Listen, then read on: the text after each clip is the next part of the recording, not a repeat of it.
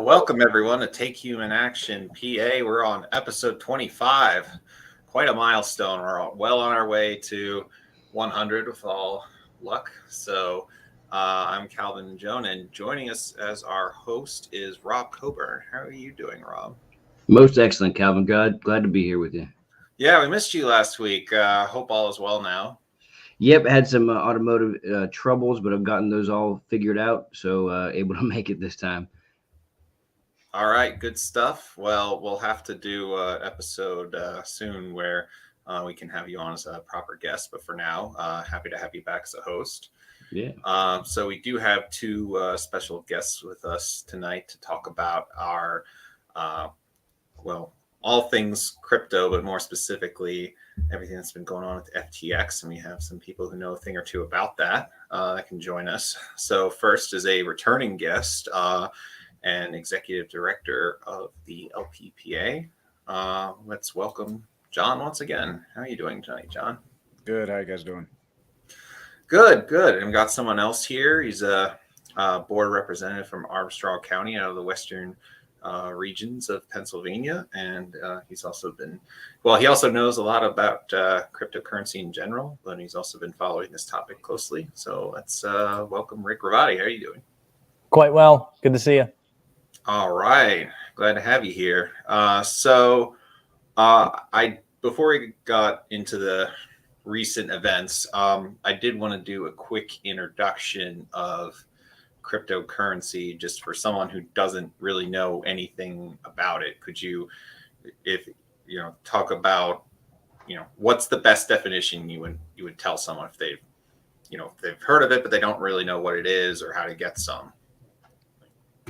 Just give us a basic definition to work with. I can tell you that Bitcoin is a trustless protocol for verifying quantities of value in digital wallets. So you can verify that somebody you want to exchange value with has that value to exchange without relying on a third party. As far as the rest of the crypto universe, different cryptocurrencies do the same things that Bitcoin does to greater or lesser degrees. So it's hard to fit it all into one umbrella. Yeah, but I think it's safe to say that Bitcoin has the largest stake in terms of market cap compared to maybe even all the rest of the cryptocurrencies combined. I believe Bitcoin's about 40% of the whole crypto market. Okay, so almost, not quite. Mm-hmm. And then last time I checked, Ethereum, which is another currency that's fairly popular, is number 2 in terms of market cap. So there are different cryptocurrencies, and they're all slightly different in terms of how they work, but that's the general idea. Is there anything you want to add on to that, Jon? Well, in the crypto world, there's even calling Ethereum a currency, I don't know if that would be accurate. I would say that out of anything, if you want to call anything a currency, that's the goal that Satoshi had for Bitcoin. But all the rest, there's other technologies that are involved. Of course, blockchain is what it's all about, and there are different applications for that technology that can be utilized in different ways. So there's a lot of tokens that are created by different companies, different foundations. Wouldn't necessarily call them currencies, but they're in the crypto world. There's other ways to utilize blockchain technology in order to push forward what we tend to call Web3. There are things that utilize Ethereum, like smart contracts, and that's a whole other world that which is very interesting. So there's a lot, but I think we should do our due diligence to be careful about terming things currencies. Well, isn't it true that even Satoshi himself in the white papers didn't call Bitcoin a currency? He called it a medium for really a process for exchanging currency. He himself didn't even consider Bitcoin a currency. Rick? I don't know. Not You've sure. probably read that white paper. It's been a while. Yeah. I think he called it a medium of exchange generally, but yeah. Yeah. And there's a whole lot of differences, and we probably end up getting into some of them. But with regard to proof of work versus proof of stake, what's really behind the claims of holdings of certain coins or tokens, whatever you like to call them. And I'm sure we'll get into a lot of that because a lot of that is wrapped into this FTX debacle. So. Right, and that's definitely something we'll get into, as the title of the episode hints at. But yeah, it's currency itself, or at least money in its base form, is defined as a medium of exchange, but there's so many differences, not just within things that everybody considers currency, like dollars and euros, but there's Bitcoin and Ethereum. There are a lot, and all the others. There are a lot of differences between them, and we'll certainly touch on that with cryptocurrencies.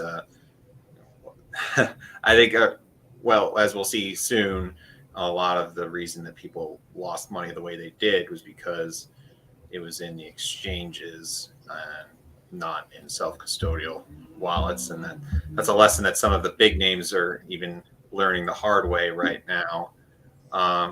So, that's why we titled it "Not that's Not Your Coins," right? Right.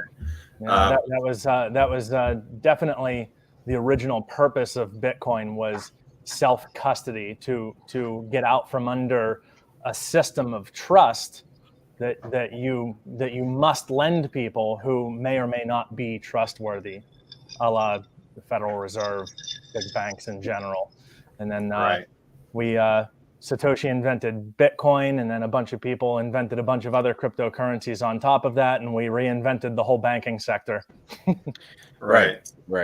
Exactly. A huge part of this whole debacle is because instead of going away from fiat, we just created a different kind of fiat.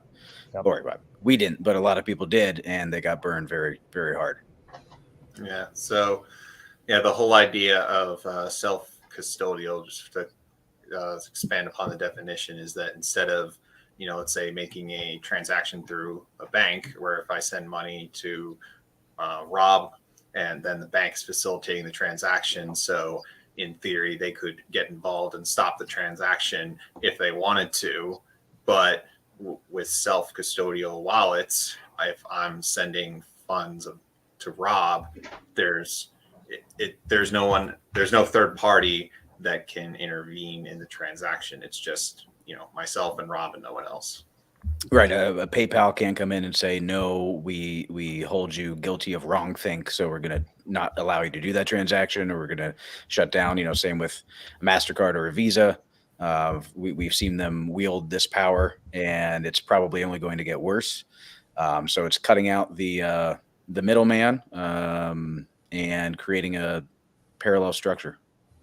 Right. That direct, person to person characteristic, I think is really the defining piece of Bitcoin that makes it actually, a tangible asset. Mises always, described that, currencies had to have started as, assets, hard, tangible things that became useful as mediums of exchange. And there's been a lot of debate of what is Bitcoin, is crypto just a new fiat? And there's a large swath of people who believe that it's just a fiat, a private fiat, and they think that maybe that has characteristics that are useful in itself. But this ability to be shared, peer to peer directly, I find that to be a characteristic inherent in Bitcoin that makes it, this actual asset quality. And it takes it out of that feeling of that this is just a private fiat system. It has actual characteristics that make it useful as a medium exchange, even though the basis of it may have been to be exchanged. But if it didn't have that aspect of being able to be shared, independently outside of a system, I don't think that would have caught on it the way that it did. And we're seeing the trouble now in other mediums where they do have control over it, just as the whole we know we're about to talk about FTX. That characteristic of Bitcoin really separates it apart from the other ones.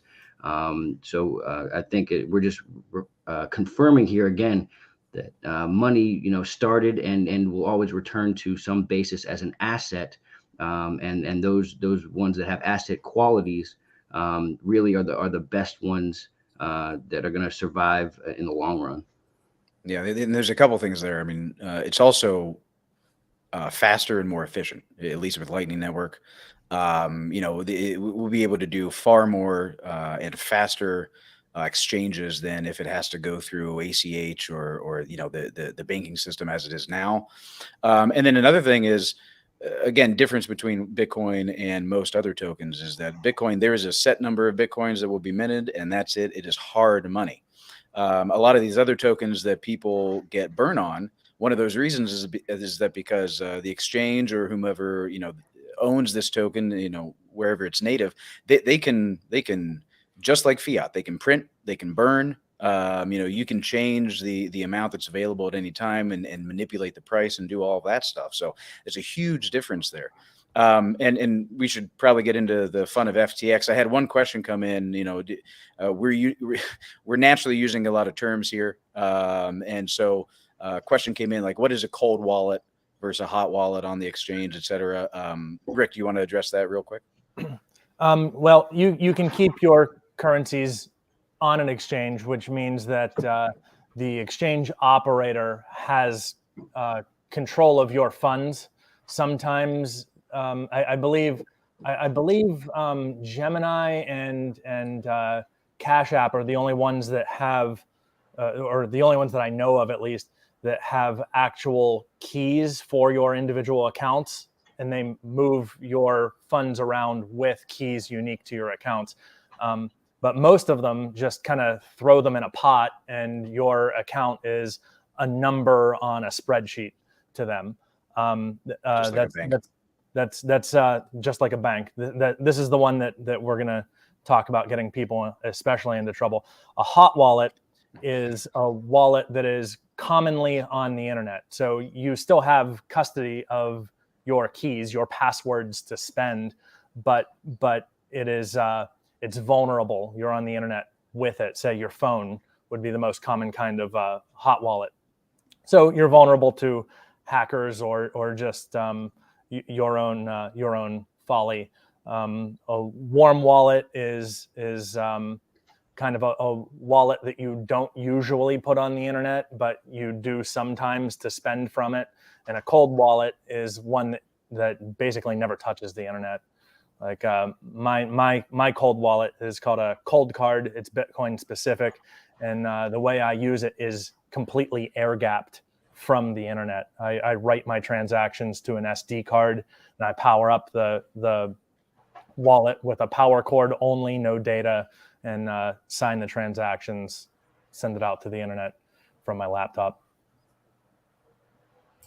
All right. Well, I think that gives us a broad introduction with which to start. So with that, why don't we talk about FTX specifically? Like, what can you tell us about them just as some background, and then what's been happening with them in the past few weeks?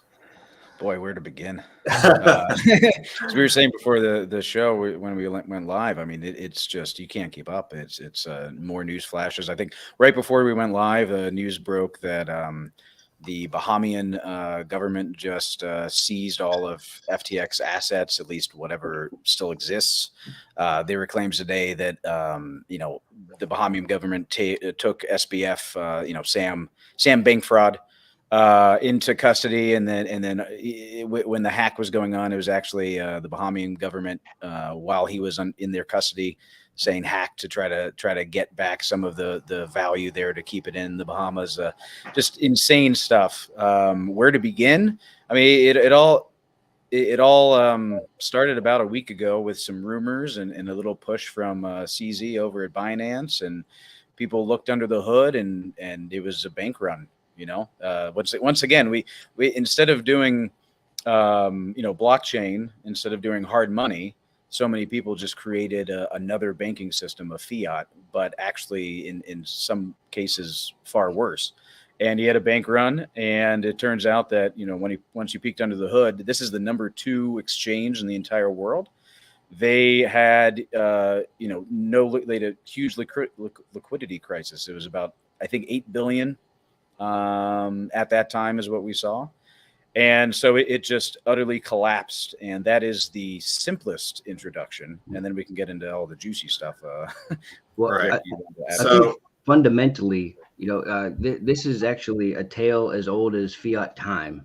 What really happened here is what happens in on all of every example of fractional reserve banking that you can see happen. What happened here? You had this system created, and it was just the tried and true old Ponzi scheme of people were investing into this idea, believing that there was some type of base underlying the entire project. But really, what happened was the investment money was used to back the next level of lending. And it was just like Bernie Madoff, and just like the bank runs back in the Depression era. When the bottom was finally pulled out, when there was finally concern of or need for the liquidity, the entire thing crumbled down upon it. So this was just pyramiding up on top of things that were being put in without an underlying base. And then once anybody tried to actually pull out their real value, that's when it was exposed. If nobody ever tried to pull out their money, this could have just, on paper, it looked like it was just compounding and compounding. But underneath it all, there was nothing there to support the actual assets that people were claiming were there in the first place. So it's just, again, the tried and true problems of fractional reserve banking. And they were able to run a clever Ponzi scheme in a market that was, people wanted to believe in. This hadn't happened yet in the crypto world, and I think the faith in that led some people to put money and try things in different areas, like the FTX here. And I think that's what we're seeing happening is just the good old system of corruption and the failure of fractional reserve banking. Yeah. So for clarification, so that everyone knows here, so FTX is an exchange that people are using to buy cryptocurrency, like Coinbase, which most people know, and unlike, well, at least so far, unlike Coinbase, they had over leveraged their position. And without the self-custody that people have with the different types of wallets, as you outlined, then there was nothing guaranteeing their assets when FTX went under. Yeah, there are so many layers here. You could pick apart the timeline and separate it by category, right? Like, what do you want to look at? Do you want to look at, like, oh, it looks like this whole thing was an op to fund Democrats, or do you want to? Well, it's funny you say that, because we did get this question in the chat. Yeah. So I think that it is that they are layers. This is an onion, and I've been thinking about which one of those two, if we're going to simplify it. So basically, I guess a little bit more background for folks who don't know. So SBF, Sam Bankfraud, who was the founder and CEO of FTX, who just out of nowhere came in, had billions of dollars from some venture money out of nowhere, and quickly became the second largest exchange in the entire world. And he also happened to be the number 2 donor to Democrats. Number 1, George Soros. So this guy, who is 30 years old, I think when he became this, maybe he was actually less, came out of nowhere into the crypto world. All of a sudden, he has the second largest exchange in the world, and he is the number 1 donor to Democrats, second only to George frickin' Soros. And so some questions arise. and we can. I think we need to get into that because it's at the heart of of Bill's question. So what you have is multiple factors working. You have okay, so what they're setting up is this Ponzi scheme, as Rob said, this operation that is what it's doing is even more egregious than what we typically see in like fractional reserve banking crashes and things. So they were really preying on the little guy in so many ways. You have new tokens that come up. You have in legitimate technologies. So you have folks who create a blockchain. It's for another purpose, and they need to get their token out there. Well, the way to enter the market is through exchanges. So they would go to FTX and say, "Hey, this is our project. Do you like it? Can we get on the exchange?" FTX would be like, "Yes, we like this. Here's what it's going to take to get on the exchange. You have to give us like a majority holding of your tokens and as a loan." So FTX would take a majority of their tokens. They wouldn't give this company, this new upstart company, anything in return. It was a pure loan. Then they would take those tokens and loan them out on leverage, take money from others who were taking those tokens backed by nothing on leverage, and just continue to bring in cash. And then they would funnel cash to the Democrats, maybe also to Ukraine. So FTX was part of a operation that was supporting Ukraine. Now, whether or not there was any money going back to FTX from Ukraine to support that cycle, or if it was just FTX was setting things up so that Ukraine could receive funds, it's all the same thing. You have the Soviet party that runs this country right now, who is operating this incredibly egregious and disgusting war over there. And they're using, they're stepping on the backs of legitimate mom and pop startups in this crypto world, who may have a really good technology that could help us in the actual fight toward freedom that this whole thing is about. And they are gobbling them all up. So if you are, this government who is anti-crypto, basically, I mean, let's just black and white it. What they want is they want to destroy this entire thing, and so that they can just have their central bank digital currencies. And so what do they want to do? They could just find a way to attack it, or they could have someone on the inside. They could create this entity that then swallows up other Ponzi schemes, swallows up other legitimate, and gets them so beyond leveraged such that they cannot recoup. And then, okay, so the rug was pulled out. Did the operation, the people behind it, pull out the rug, or did we, the market, pull out the rug? The reason that they would want to pull out the rug, and this could be it, think about timing as well. They just got through the midterms. Maybe they're like, okay, phase 2, now we're going to pull the rug out. And what's going to be the result of that? Well, people are going to incredible loss of faith in this industry that we want to destroy, and a huge call for the regulation that we want. Oh, by the way, Sam was the poster child for crypto regulation in DC. He's friends with all these folks. It goes from his time at MIT. His father-in-law, well, not father, Caroline's father. Sorry, not taking a few steps ahead. So, and that's the whole other thing, and I'll try not to go on too long, but it's so complex. But you had Alameda, which it seems to be run by his girlfriend, who this was actually the beginning, which they didn't call it crypto research for a reason. They call it Alameda, and it was funneling and grabbing lots of venture and capital and funds and all that stuff. It was part of the whole cycle. But anyway, get back and finish the diatribe here on the question that Bill posed. One way for them to do this is to pull the rug now, say, okay, we're going into phase 2. We've got all this money. It's gone as far as it can maybe go. And now we're going to destroy faith in the crypto market. And we're going to get everybody just calling and demanding regulation, which is what we want, right? That's possible. The other possibility is that, I mean, quite frankly, the way I kind of lean is I don't see why they would end this at this time. I think it was a golden goose for them. It got out of control, and it was run by people who were totally and completely inept. We can see now behind. I mean, there were no meetings. There's no documentation whatsoever. It's absolutely insane. Because they declared bankruptcy, what we found out. I think that that CZ and some others said, look under the hood, And we did, and the market actually pulled the rug out from under. Now, Mm. here's the thing. Oh, so the market, we maybe destroyed this op, but it's a win-win for them, at least in the short run, Yeah. because they still get that blowback that is going to help everything that they want. Now, we can get to it at the end. I think this is going to be a net positive for the industry, but there's a lot of pain before that.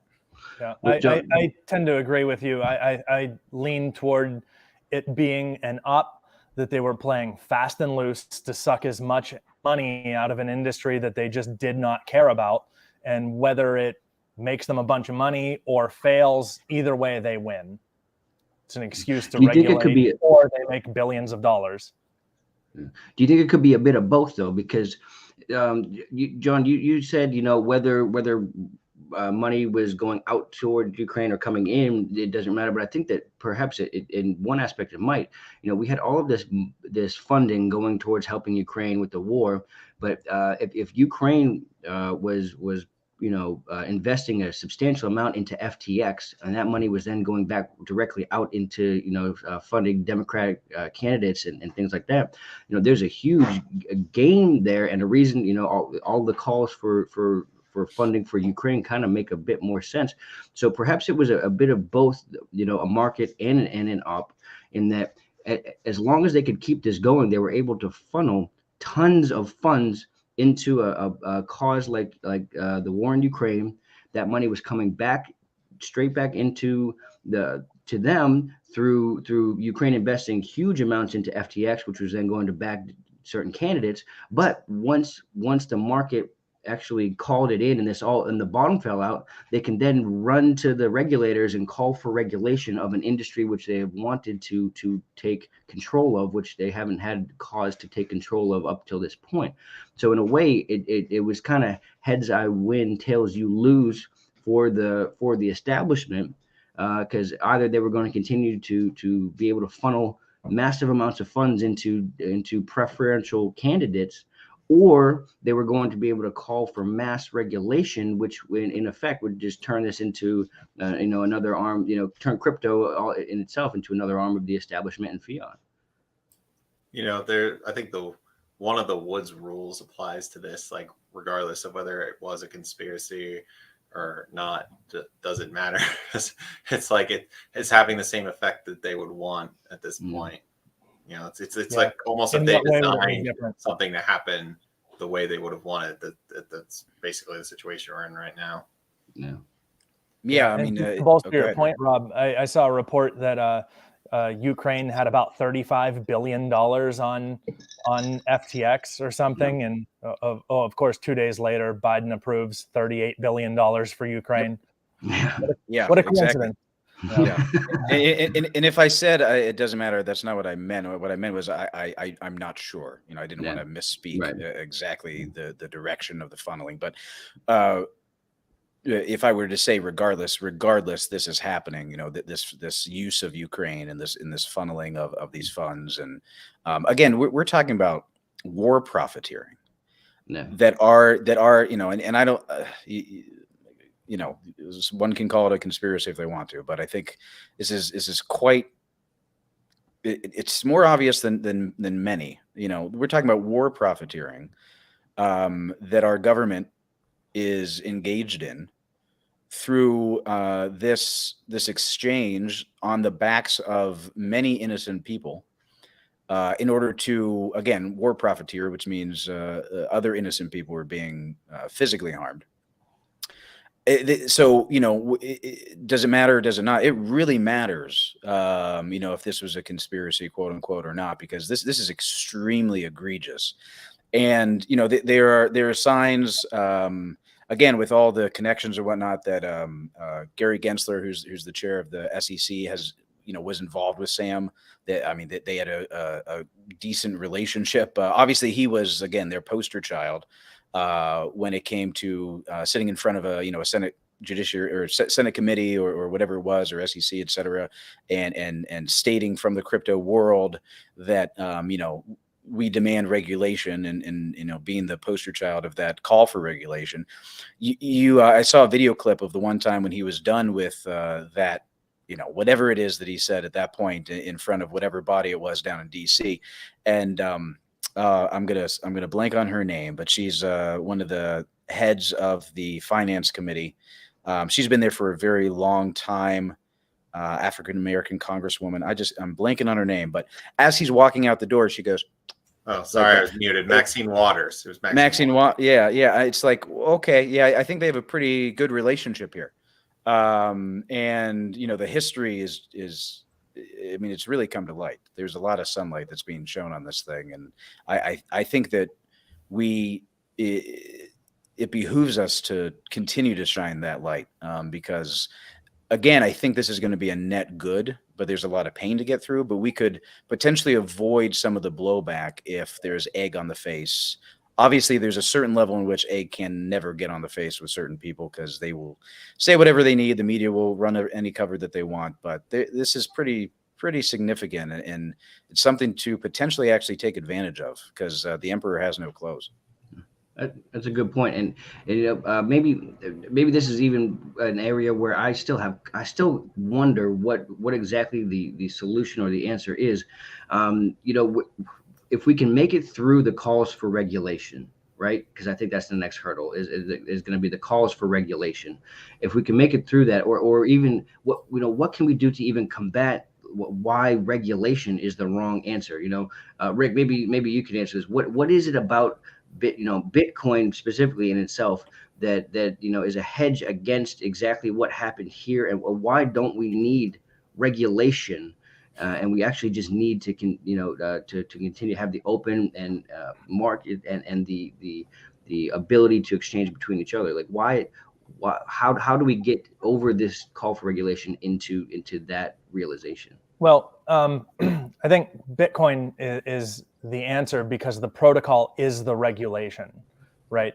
It's the protocol doesn't have any loopholes in it the way laws do, right? The Bitcoin protocol does what regulation is supposed to do but doesn't, right? It makes it so that you can't cheat one another, and that's the whole point. The Bitcoin's proof of work. The problem that it solved was double spending. So people on other sides of the planet wouldn't verify your transaction, not realizing that you just spent the same money twice because they haven't had a chance to talk to one another yet. The miners doing the job of verifying new blocks, whichever one strikes it first and can provide proof of that, finds the answer to a block and provides proof of it to the chain and has an earlier timestamp, that is the one that gets the first spend. So you can't counterfeit Bitcoin. The protocol is the regulation that you want.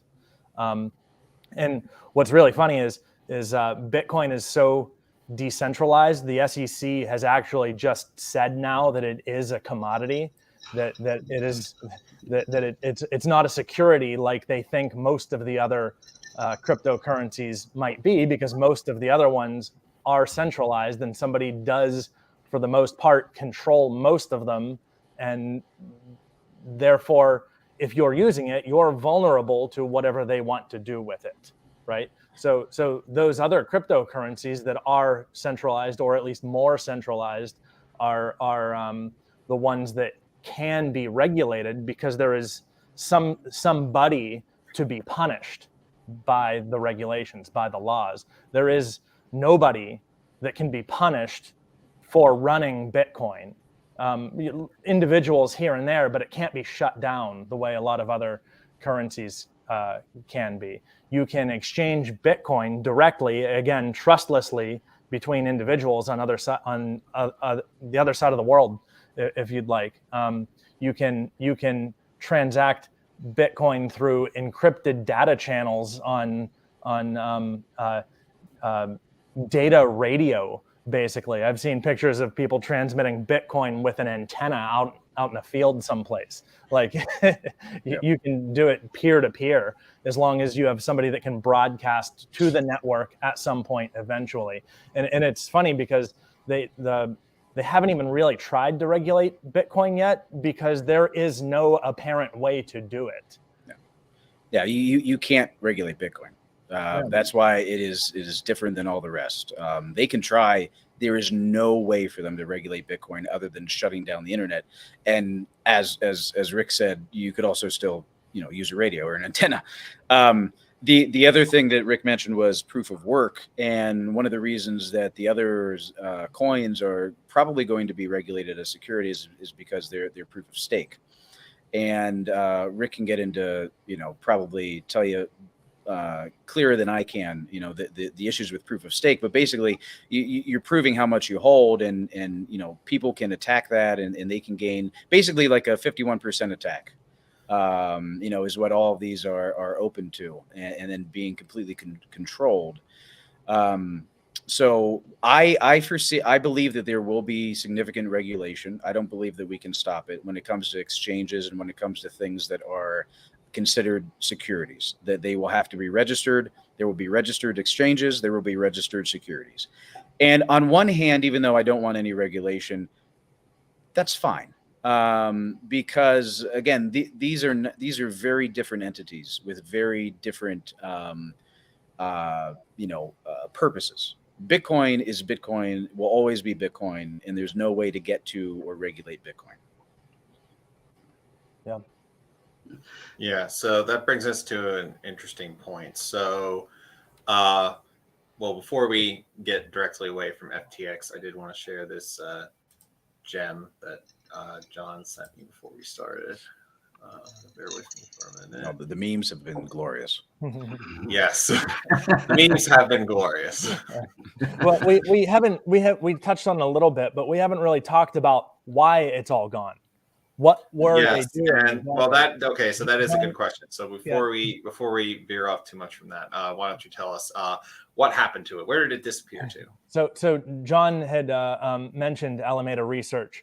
That was actually Sam Bankman-Fried's SBF's first company, and FTX was started to fund Alameda, it looks like, at least in part, besides being the Democrat op and all of the other things that it was doing. But the kernel of the idea appears to have been to fund his, they call it Alameda Research, but all they were doing was trading cryptocurrency. They weren't really researching anything. They were just basically a hedge fund of sorts. They were trading and trying to make a percentage return for investors. Well, they wanted to funnel more and more money into it to make their stack larger and larger and larger. So they started a crypto exchange and just moved their depositors' accounts into their Alameda accounts and started trading with the money from their depositor accounts in FTX. Alameda was being run by Sam's. So I'm going to share something real quick I was looking for it earlier that'll help us display that a little more clearly. And that's the Ponzi scheme element of the entire thing. Right. Yeah. They were. Jon had mentioned they were taking. There we go. So here's some of the connections between the government and Alameda and FTX. There was a graphic earlier that I saw that might have showed a little clearer, but this will at least give us an idea of where to go. Does this one mention that Glenn Ellison's lab at MIT was funded by Jeffrey Epstein? This one doesn't mention that. Well, that one I have. That's my first time hearing that, so I did not know that. Yeah. Some of those rumors that there have been Epstein Island 2.0 rumors in the Bahamas. I haven't seen much on that, but yeah, there's definitely some interesting connections. Yeah, I have not been able to confirm myself, but Ellison's an MIT professor worth $240 million rather, something crazy. Also basically a financier that comes out of nowhere and no one knows where he got his money. That sounds familiar. Yeah, sure does. Yeah. I was listening to a bit about that. Apparently there was an arbitrage opportunity between the Bitcoin markets in Japan and the US a couple of years ago. And that's supposedly initially how he got his money. But I don't know anything more beyond that. So, Rick, you were in the middle of explaining like where it all went. You want to finish that point? Oh, right. So, a huge amount of it was just run of the mill theft. It was FTX gave Sam $1 billion personal loan. So the CEO of the company got $1 billion loan from the company, and he just spent that, right?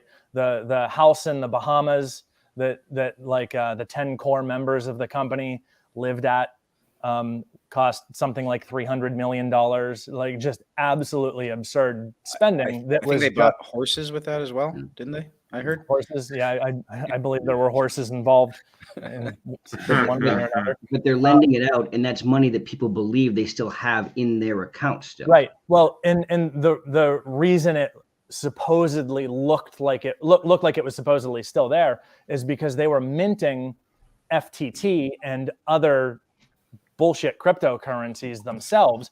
And the trick was they would put like 1% of the total currency, the total stack, on the market, and then trade it, and usually trade it up themselves to a particular price. So if they wanted $1 billion, they would mint 1 billion of a new token, trade it up to $1 per token, while they had 99% of it in reserve. The only 1% of it's trading at $1.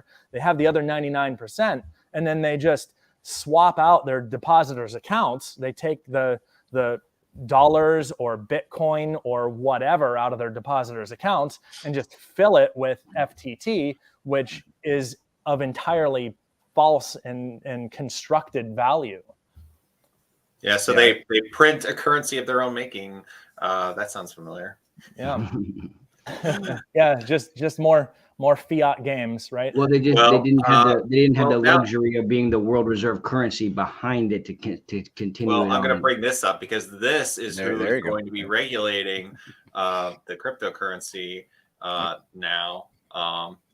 That's Sam Bankman-Fried, and here we have Maxine Waters. They're buddies. He was up in DC testifying before the panels about what kind of regulations crypto should have.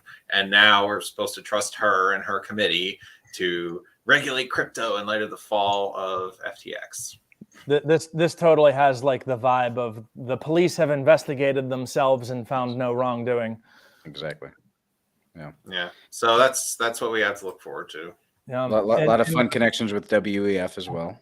Oh yeah. World Economic Forum's definitely. Oh, well, yeah. So I'm not going to play the video, but I did see that they had a whole montage about all the awesome things he was doing and making donations to all these good causes. I was thinking like, okay, so he's going to be donating to I don't know, puppy and kitty shelters or something, something that everyone would agree is a good cause. But no, what he was donating to was pandemic preparedness and funds dedicated to fighting global warming and stuff like that. Basically nebulous and partisan things, not like something that pretty much everyone would agree is. Calvin, his ESG score was amazing. It happens to be everything that these people who may or may not are in cahoots support, right? Mm-hmm. And you mentioned I think COVID. He actually, FTX was the primary funder for that famous or infamous Together trial, which was the one that decried ivermectin. Even though the data said something different, but that was the famous trial that came out. So then they could just silence everybody else because there's now a trial that showed this. We have the study. Everyone can turn their eyes away now. That was completely funded by FTX. How about that? Yes, I will post that in the comments. The FTX is still listed there. They haven't taken that down. Yeah, and FTX is listed on the WEF website. I don't know if they've taken that down yet. Well, on this website I just posted, they haven't taken it down as of this afternoon. I'm trying to see if there's anything else that I can share. No, go ahead. No, just to throw a wrinkle in.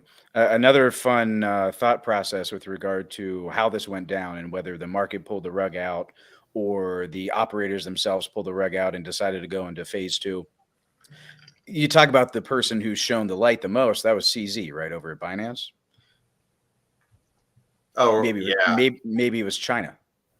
So This- right at the midterms, right before G20, China's like, we've had enough of this, because they are not happy right now about everything that's going on in Ukraine, et cetera, with our overlords. And then on top of that, what CZ did, which was either, I mean, obviously he's a direct competitor, so there doesn't have to be geoeconomic stuff going on. That just adds a little interesting wrinkle. And then of course Binance came in, CZ came in and said, "Oh, hey, maybe I'll help you out. Maybe I'll bail you out."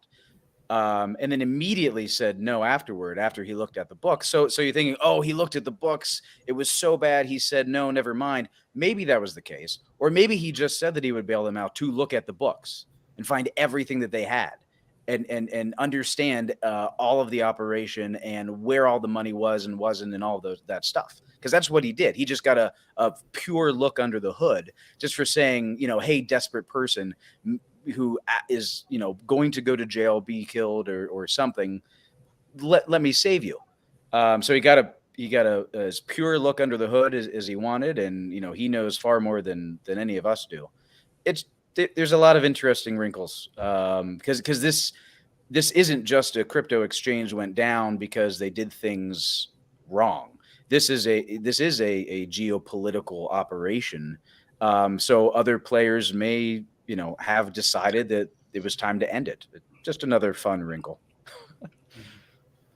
Yeah, it's interesting, like how fast it all seems to have happened, and how meteoric their rise was too, not just in terms of how SBF got his money, but also they had like 3 big commercials around the Super Bowl, and one of them was like 2.5 minutes long, had Larry David in it, and I remember it being one of, at least in my opinion, it was one of the best commercials of the Super Bowl. And I imagine it caught other people's attention, and now if they actually dove headfirst in there, look what's happening to them now, not even a year later. So none of this has been financial advice. This is financial advice. Avoid anyone with a stadium naming license. Yeah, that is a fair point. If you see them in a Super Bowl commercial, run the other way. Miami Heat. Yeah, especially if you didn't hear of them since yesterday. FTX Stadium, although that's probably not going to be that way for long. Yeah. Well, that is the real danger when a Ponzi scheme is getting run, because on paper, I mean, everything looks like it's going fantastic, right? Until the rug is pulled out from underneath. Everything looks like everything is on the up and up. Everything's building upwards, as long as people keep their investments in, to not realize that their investments are being loaned out, and that's what's generating the new value. As long as you don't try and actually take any real value out from it, everything looks fantastic. But the second that you even just try and take a piece back from it, the entire thing falls down and fails. That's why Bernie Madoff was so successful for so long, because all of the projections that he was doing were, everything was just up and up and up and up. So why would you ever take it out? Because this is your surefire ticket, and you're just winning and winning. Then all of a sudden somebody tries to pull something out, and then the whole thing crashes. So again, this isn't, in my view, this isn't a flaw in crypto. This isn't a reason to be scared of what cryptocurrencies are or can be. Again, this is just the tried and true failures of corruption and theft and the dangers of fractional reserving, which is in essence what happened. You lend out, you have on reserve less than what you have on demand deposit. Which is in essence what happened. You have the intentional aspect of it here, which is where the Ponzi scheme element comes into play. So it's not just a straight fractional reserve, known quantity, but it's in my view, again, this isn't a crypto issue. This is a corruption issue. If anything, it demonstrates just how robust Bitcoin at least is, because we haven't talked about like the halving cycles, the economics side of Bitcoin yet, But real quick, every 4 years or so, the miners who are verifying the blocks added to the blockchain, the pages in the public ledger, the reward that they get for doing that job gets cut in half every 4 years, roughly. So what that does is it causes a supply crunch, and the price of Bitcoin goes crazy because overnight the flow of new Bitcoin onto the market, which I think most of the time it's like 40 to 50% newly minted Bitcoin, so miners can pay their electric bill. Half of that, so like 20%, 30% in that range of the supply just goes away, right? But the demand hasn't changed and the price takes off. And we enter a period of price discovery, and then there's all kinds of FOMO. And that's when you see, like in a few years ago, the blow off top at $19,000, and then the catastrophic fall after that. And it came back up to kind of where it should be. Well, proportionally, last year's top wasn't as high as the previous cycle's tops. It should have been, if it tracked with the previous tops, it should have been something like $110,000, $120,000 and only hit like 69,000. Well, it turns out at least FTX and maybe probably other exchanges were just selling fake Bitcoin.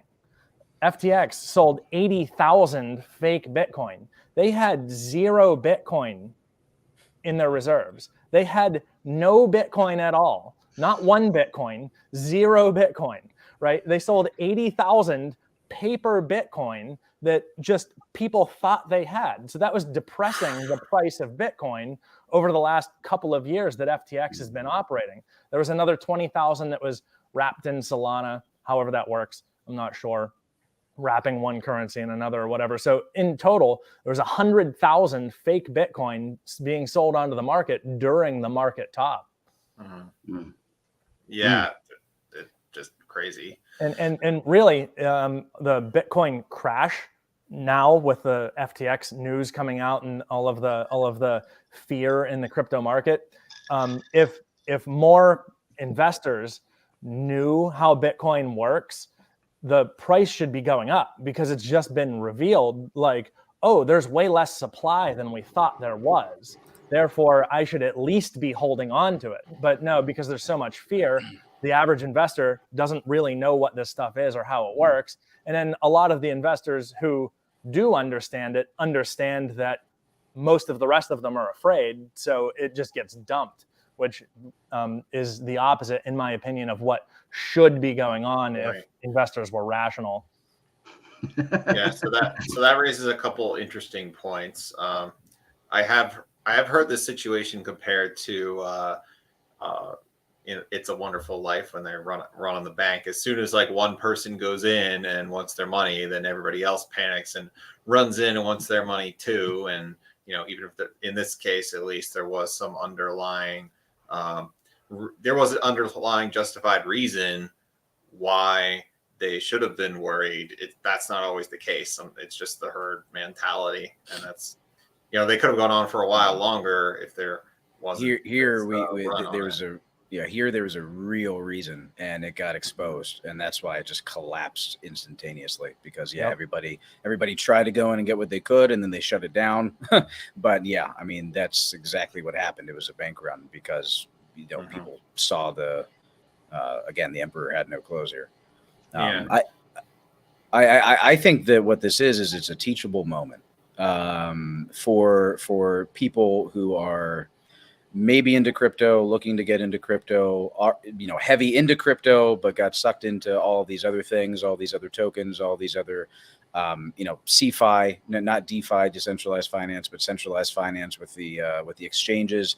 The dominoes are still going to fall, and let's be very clear. This is very painful for a lot of people. People have lost billions, millions, thousands, life savings, kids' college funds. Who knows? And the dominoes are going to continue to fall. Like there's a couple other exchanges that are potentially in trouble. I'm pretty sure BlockFi is going to declare bankruptcy and probably will be done. That was one of those kind of more centralized financing where anything like actually I thought Gemini was safe, and Rick brought them up earlier as being one who actually has cold storage. But they did also do Earn, their Earn program, which was through a funding company that used FTX. And so now that Earn program is shut down, and I'm not sure if it will exist after this. These are programs where you can either stake or you can simply just hold in a certain account, certain tokens, certain coins, and then you receive a return on them. As opposed to, these are very sexy, because as opposed to keeping your money in the bank and losing, funds as the day goes on because of inflation and the Federal Reserve and all the reasons that we know that our banking system is evil and taking away value from our pockets as we sit here right now on this call, or instead of putting it in a CD and you get 0.05% or something like that, they were giving out legitimately or quote legitimately at least 5%, 8%, et cetera. And there were those who, like FTX, it was smoke and mirrors. And then there were those, again, I think like a Gemini who just had a partner who happened to have a little bit too much in FTX that was, committed to giving these earning programs. There are more dominoes that are going to fall. But, to Rob, what you were saying, I think what this is a learning moment. This is the white pill that I'm taking from it, at least. I'm kind of an typical optimist here, but what ultimately is happening. We're Austrian economists. We're free market people. We know how important and absolutely paramount it is to have a free market in order to have freedom, in order to have innovation, in order to accomplish everything that humanity wants to accomplish. This is a weeding out of bad actors. This is sloshing things through the sluices and getting all that crap out. A lot of people are getting burned, really hurt along the way, but it also, to Rick's point, is teaching folks who are paying attention what crypto is and isn't, specifically what Bitcoin is and how it compares to others, what these promises were at the end of the day, which was just more fiat. Again, it was I think it was who was it? Rick, Charles Hoskinson, he was the co-founder of Cardano blockchain and Ethereum. He went on a rant. There was an amazing Twitter space. And that's the other thing. Like, this industry's really come together. There is this Twitter space going on Sunday, just this live feed of an amazing amount of huge actors in this field, in this industry. And there were, I think at one point, like 40,000 people who were listening in, and everybody was just talking about what they knew, what they found, how they feel, where the industry's going. What do we do about this? What do we go from here? And he went on a wonderful diatribe, rant about how we were supposed to go away from this fiat garbage, and we just recreated it over here. Well, that's the part that is, it was a flash in the pan. It's very, very young industry. That's the part that hopefully significantly is now going away, and we can concentrate most of the efforts not on this get rich quick pump and dump all of these fiat tokens, but we can get back to what blockchain is all about, what this technology is all about, what Bitcoin is all about. At the end of the day, I don't think that we're going to fend off, as I said, the calls for certain regulation. I think we're going to have registered exchanges and registered tokens, et cetera. But there is no touching Bitcoin. And so much of this is going to be, after the pain, I think, a maturing of the industry that was much needed. It sucks that so many people are getting hurt from it, but I think that this will be a net positive when we get through it. Well, I think you have to match it though with the absolute necessity of being in control of your holdings, because even if you have Bitcoin and you're holding it in a third party exchange or something like that, you're still at risk.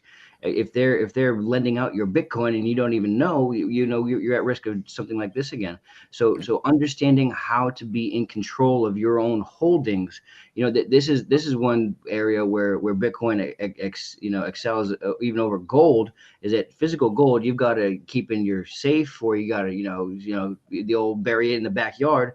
But Bitcoin, you can hold securely on your own in many different ways. Rick, you exposed me to this guy right here, but understanding where is your stuff being held, and do you control it, or is somebody else really in control? That's the whole thing here is I think John, you keep saying a learning opportunity to what is crypto, who actually is holding on to it, and what are the options that we have to do it. Because if you're holding on to your real tangible, and I think Bitcoin is a real tangible asset. I think it has real asset qualities. If you're holding on to it, then nobody can siphon that away from you. But if you're buying Bitcoin and you're holding it in a third party exchange, you're at their whim. So that's why the title of this podcast is "Not Your Keys, Not Your Coin." Yeah. And since you mentioned learning opportunity, I want to make sure we get to this. Allison's been waiting on this question for a little while. When are we going to get a movie about this? It's probably going to be a Netflix miniseries in about a year. Anybody hitting that? Probably. They did. What's the name of the office sharing space company? There's one came out about that pretty quickly. I'm drawing a blank. WeWork. Was it WeWork? WeWork. Yeah, that's the one. Yeah, that came out fairly quickly. So I'm sure it won't be too long, but if something goes into all the information and the full story, that might take a little longer. But I can definitely see something coming out maybe even within the next year. Maybe like Jonah Hill starring lead role or something like that. They're just gonna smooth over all the Biden Ukraine stuff. Just right over that. Yeah, maybe that's an interesting point. Maybe they won't touch it because of that. I don't know. I can see it going either way. Somehow they only cover half of it, or just none of it. But one thing other thing I will add to what you said earlier. I saw a space today, another Twitter space. It was like 10,000 people, and there are a lot of takeaways from that, but a lot of people got burned on this.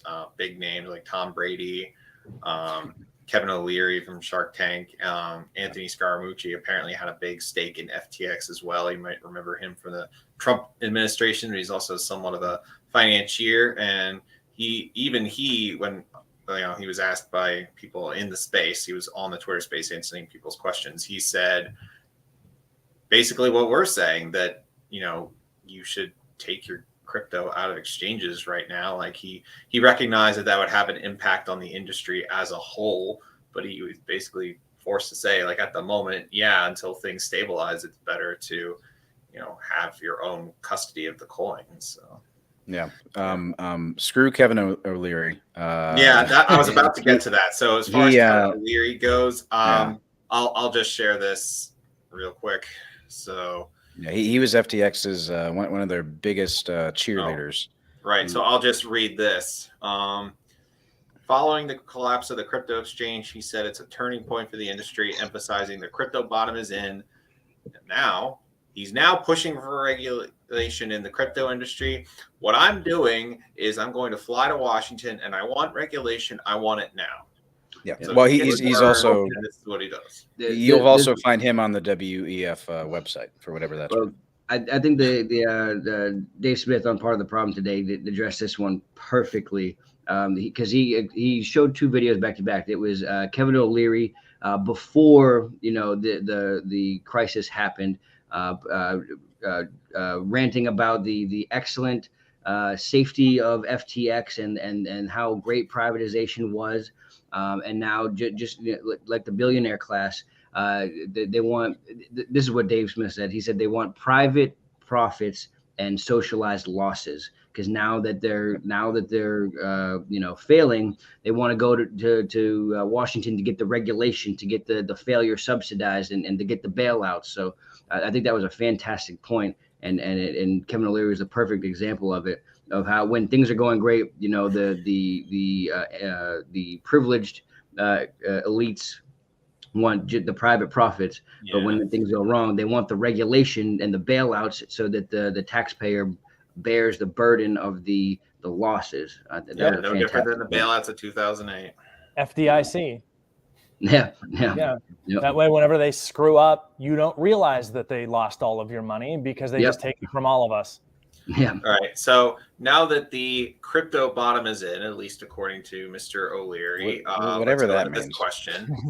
A person is looking to get into crypto. Should they buy in now, or do they wait for the other chips to fall to see if there is a further dip and buy in then? Well, just based on the research I've been doing, again, not financial advice, I don't think we've seen the bottom yet because the dominoes are still falling.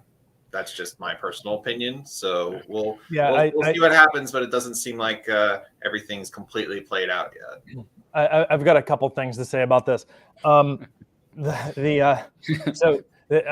seen this called contagion, right? Like, because all of these exchanges and funds were so cross collateralized, they're in debt to each other to the tune of billions and billions of dollars, and that collateral that they're all sharing, turns out a huge proportion of it was just bullshit, right? So whenever these dominoes fall, like, they're all left holding the bag to different degrees. And for some of them, like BlockFi, it looks like it's going to be really bad. And others, maybe Gemini, maybe not so much. It's yet to be seen if these other exchanges are actually solvent or not. They're all claiming that they have one-to-one reserves on their depositors' accounts, but we don't actually know that yet. Now, I've been recommending to my friends, withdraw Bitcoin, buy it if you can. It might go lower, it might not, but the price is, in my opinion, lower than it should be. So buy it and withdraw it is what I've been telling them. Now, everything else, Ethereum's a complicated one. Ethereum's been around for a long time. I don't think that it has a really bright future, but in the short term, I'm kind of 50-50 on it. All of the rest of the altcoins, the shit coins, it's not clear to what degree those coins were involved in these false balances, right? Like the market cap of I don't know, Asscoin or whatever is out there. The market cap might be entirely fake for a huge proportion of these coins. So in my opinion, if it hasn't been around that long and it looks like it's just trading on, if it's a Ponzi, if it looks like a Ponzi, if it isn't doing anything special, you'd probably be better off dumping it. Yeah, and another thing. Well, first, I agree. There are more dominoes to fall. I don't think we've hit bottom, whatever that means. But what is your purpose? What is your goal? And I think this is part of the education that needs to come from this. Are you looking at these like the penny stocks that they've been treated as? Like the basically modern penny stocks. And you want to get, you want to pump and dump and get rich quick. Well, then go for it, because it's just like anything else. It's just like any other stock where you want to do that in a games, whatever. It's the same thing. It's not special then, right? And that's a lot of what people are doing, which again makes this version of crypto no different than anything else. If anything, maybe more dangerous. And this is part of what gives crypto a very bad name, because there are I think uninformed actors, and then there are people who are just using it to do these type of schemes because they can. But what is your purpose for getting in? So buy now, but well, when it comes to Bitcoin, just again, I don't want to give any actual recommendation, but for me, my philosophy is I am accumulating Bitcoin for the future. It's not an investment, with regard to, in the same way as a stock is an investment. I'm accumulating Bitcoin that I hold in my wallet to be used in the future, because this is the future of hard money. So buy whenever, because ultimately, even if it goes down a few more thousand, it's going to go up and it's going to go down, et cetera. And Rick talked about the 4-year cycles. Like, this is still part of it as it grows. So I'm just, when I can, accumulating Bitcoin and ignoring the ups and the downs for the most part. Of course, being educated on the 4-year cycle can make it so that, doing so is more efficient, but that's the purpose here. Now, there's so many other things that you can get into. Rick mentioned Ethereum. It just went into proof of stake, which is why I think the primary reason why Rick is not bullish on that. There's a lot of concerns there. There's a lot of DeFi and a lot of apps and everything that uses Ethereum, that are built on Ethereum. There are other blockchain technologies that have a purposeful use case, where, again, it's not just a currency that this world has created, but blockchain technologies for other use cases. And if you find one and you do some research and you believe in its use case and you believe in its technology and things, well, go ahead and invest in it. If you think that it's something, and you're taking an educational position because et cetera. But I think the big thing we need to take away is none of this pump and dump stuff. None of this treating it as penny stocks. That's not what any of this should be about. So I think it's the answer to that question is, well, why are you doing it? Well, that's a really good point, and I think there's a few things that you have to distinguish between here. Number one, are you talking about Bitcoin, or are you talking about literally any other crypto? Because as we said at the beginning here, crypto has been recognized as a commodity, as an asset, as a tangible property, whereas everything else is a security. So are you talking about Bitcoin, or are you talking about something else? If you're talking about something else, then what you're talking about really is being a venture capitalist. Unless you have a huge fund to invest over a significant amount of time, to be a venture capitalist, to risk buying 1,000 different coins, and as long as one of them succeeds, then you've won. If you have that kind of money, then maybe you can think about which exchange to get into and which different coin you get into. But if that isn't you, then I don't think that the exchange market is where you're at right now. But if you're talking about Bitcoin, you have to distinguish something here. Are you talking about buying Bitcoin to be a tradable asset right now? Are you talking about actually physically using Bitcoin right now as often as you can, wherever you can? Or are you talking about it as a reserve to hold value for the future?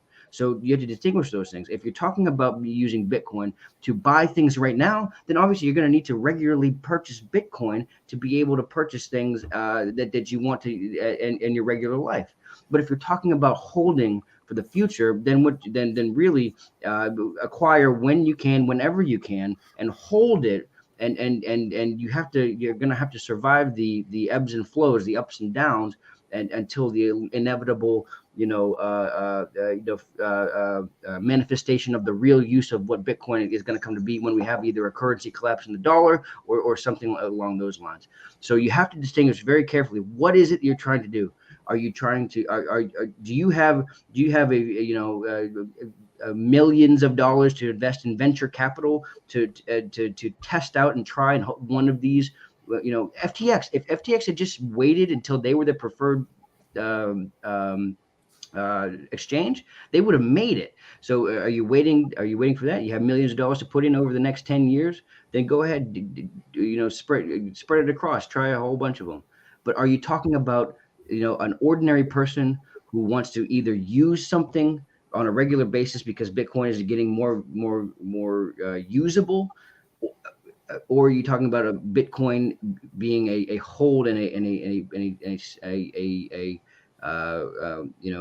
reservoir for value going forward? So those are the those are the three, I guess, things that you really need to figure. What's your purpose? What's your fund ability, and then go from there. All right. Thanks, Rob. So I do want to wrap up in a little bit, but I'm getting more questions. So I'll just rapid fire a few of them because I think they're good. First off, Rick, what's the deal, man? When are you going to start? When are you going to start offering some workshops? Well, I'll get back to you after my child is born. Oh, come on. Because as soon as I have an infant, I'm going to have a lot more time, as you can imagine. Yes, that probably would be a difference maker. Okay. So we touched on this briefly already. Yeah, Ben, I would say go back and look at the start of the episode. We talked about that pretty extensively. Okay.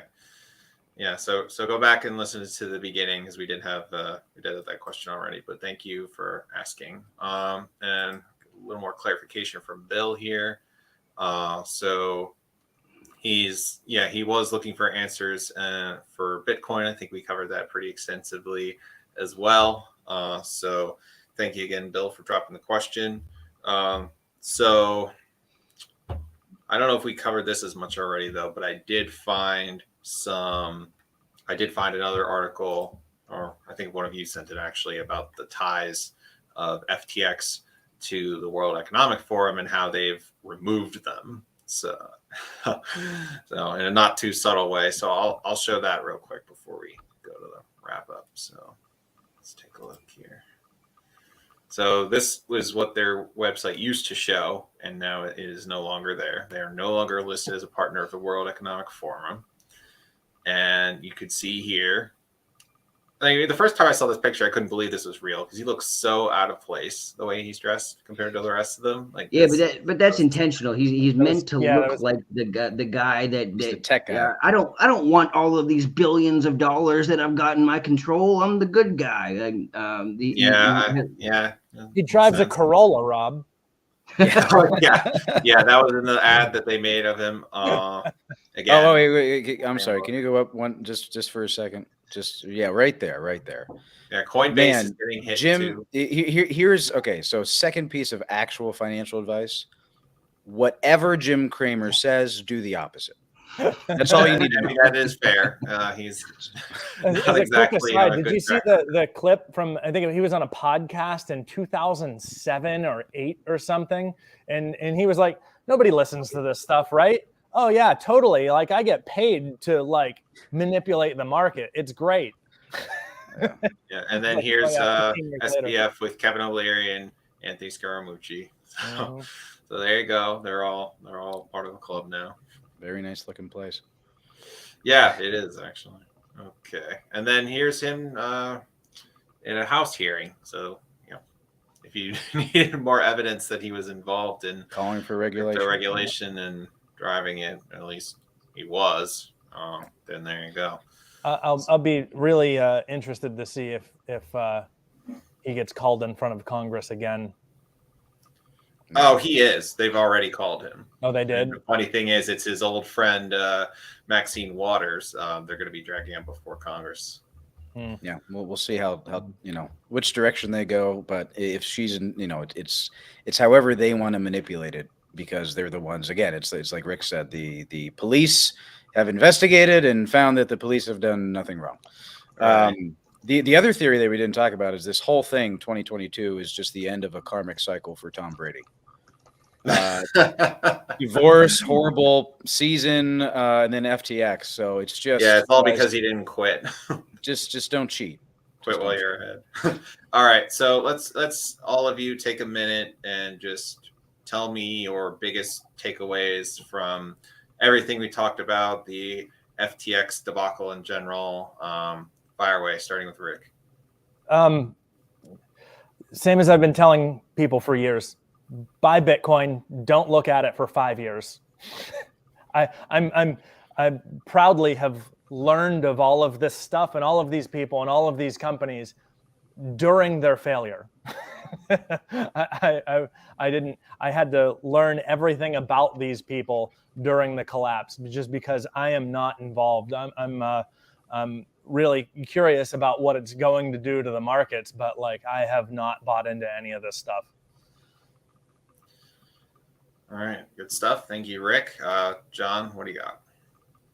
I think, just to reiterate, the positive outlook, I think, is this is a fixing of the market. It is all new burgeoning markets go through things like this. This one is particularly painful because it wasn't just a free market. It was being manipulated by an extremely powerful global empire.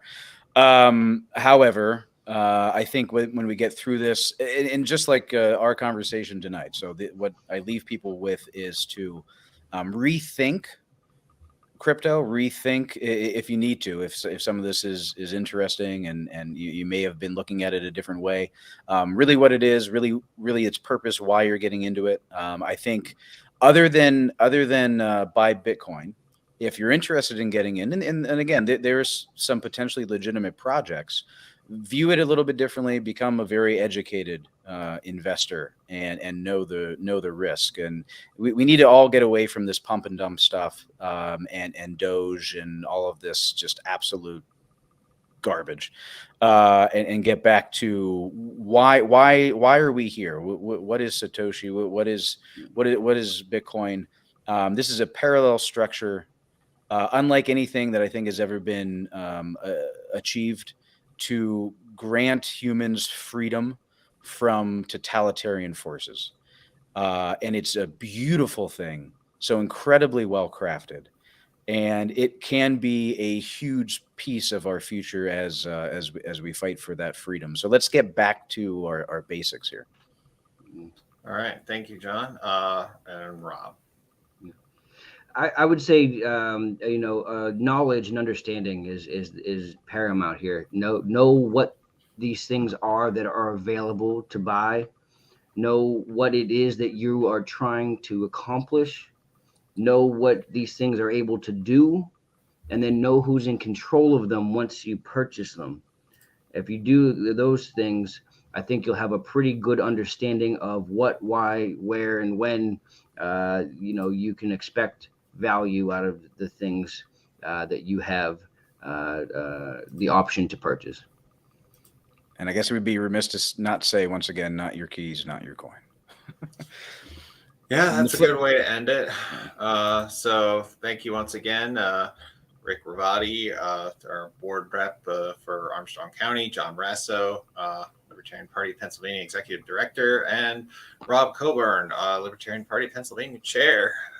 So while you all are here, you are particularly relevant guests for me to give the shout outs I've been doing at the end of these episodes, where I tell people to sign up as an LPPA member, because we have our convention coming up. And if you want to participate in the business for that convention, you should sign up by December 4th.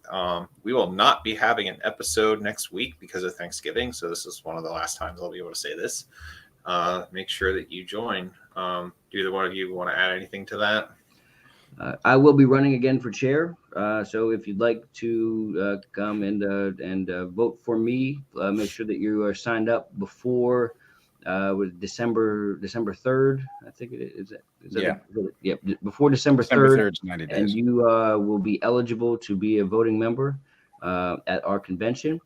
And if you don't want me to be chair, then also sign up before December 3rd and vote against me. I think Calvin, this is an exclusive announcement, is it not? I haven't heard that publicly stated. So I think you got. I suppose that is the first public announcement. Yeah. Also, December 3rd, if you are libertarian in Pennsylvania, member of the LPPA or not, we are having an end of the year celebration and holiday party. It's at Axeman Brewery, which is a fantastic place in Center County, so center of the state. We're going to do a lot of fun things, silly stuff, white elephant, ugly sweater contest. We're also going to be collecting toys for folks, and there's going to be food and obviously drinks and celebrating a lot of the things that we did accomplish as a party this year. We had a very successful election cycle here in the midterms, one of the most successful ever. So lots to celebrate. And if for some reason you're seeing this and you haven't been in touch with the party before, and again, you're not even a member but a libertarian, come out, have some fun, see if it's something that you want to get engaged in. Yeah. Thank you, John. So that is near State College, correct? Yes. Okay. And as always, don't forget to sign up for the Mises Caucus at takehumanaction.com if you have not done that already. We also just launched runaslibertarian.com to sign up, and we can give you election trainings and make sure you have what you need to know. Anything else, guys? Any of you got plugs? I'll say it. Well, one thing, I think a question came in, and I'm sorry to extend this longer, but I don't think we actually covered it. Rick, maybe you could give, but we just told people to buy Bitcoin time and again. Where do they do it? Geez. Cash App's pretty safe. After we spent the whole episode bashing exchanges. Yeah, it's Bitcoin's off exchanges. I can tell you that Cash App gets a lot of flack for a lot of things, but they have really simple tools. If you're not into buy and sell triggers and all of that, you can set up like a dollar cost average where you just put like $20 a week into Bitcoin on Cash App, and then you can withdraw from there very, very easily. I think it's no withdrawal fees over like, I think it's like $50 or something. And I mean, we mentioned big exchanges like Coinbase. Go ahead, and if it's simple and you like it and you feel comfortable, buy your Bitcoin there. Just immediately put it in your wallet. So there's nothing wrong with doing that. It's very accessible. Obviously, if you want to really get into how to avoid fees, that or the other thing, that's really the only other thing. It's just go ahead and buy it there, and then just put it in your wallet. Yep. Yeah. Okay. All right. There's also Bitcoin ATMs, but their fees tend to be higher. Then you always have to go to a physical location for them. But I think that's enough of a starting point. So thank you, Rick, John, and Rob for joining us tonight. And I think I've done all the plugs already. So I'll just end it with our normal tagline. Don't forget to take human action. Have a good night. Good night. Good night, guys.